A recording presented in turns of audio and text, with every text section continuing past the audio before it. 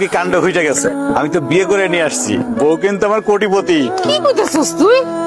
এত কোটিপতি মাইয়া কেমনে রাজি হইলো তোর মতো সব জেলার লাগে বিয়ে হইতে? কথায় আছে না, লুঙ্গি খুলতে সময় লাগে, ভাগ্য বদলাইতে সময় লাগে না। নতুন বউ লইছস, ঘরে নিবি না? চলো বউ, ঘরে চলো।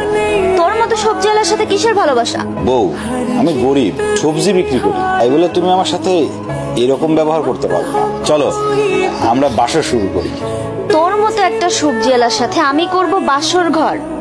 অসম্ভব, কারণ তোকে আমি স্বামী বলে মানি। তুমি কি বললা? তোর মতো সবজি আলা আমার মতো একটা সুন্দরী কোটিপতি বউ পাবে, সেটা কিভাবে হয় বলতো? তুই বল।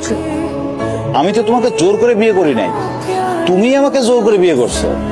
এই বিয়েটা ছিল চোখের ভুল অপারেশনের মতো, আর এই ভুলটা আমি একদমই বাড়াইতে চাই না। সো তুই আমাকে আজকেই ডিভোর্স দিবি। এই ছোট লোকের বাচ্চা, তুই থমকে আছিস কেন? ডিভোর্স দে আমাকে। বউ, আমি আল্লাহর কালেমা করে বিয়ে করছি, আমি তো তোমাকে ডিভোর্স দিতে পারবো না। সবজি আলার বাচ্চা, তুই আমাকে আমার টাকা পয়সা সম্পত্তির জন্য আমাকে ডিভোর্স দিতে চাচ্ছিস না, সেটা আমি খুব ভালো করে বুঝতে পারছি। শোনো, তোমার টাকা পয়সা বিষয় সম্পত্তির উপর আমার কোনো লোভ নেই।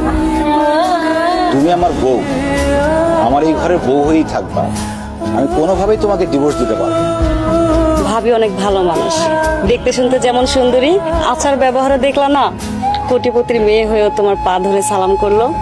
তোমরা তো বড় লোক মানুষ, তোমাকে রান্না বাড়ি আলাদা, আমরা তো গরিব মানুষ, অত ভালো করে রাঁধতে জানিও না, কোনোদিন খাইও না। তাই কইছিলাম তুমি যদি নিজের হাতে রাঁধো তুমিও খাইতে পারবা, আমরাও মজা করে খাইতে পারবো।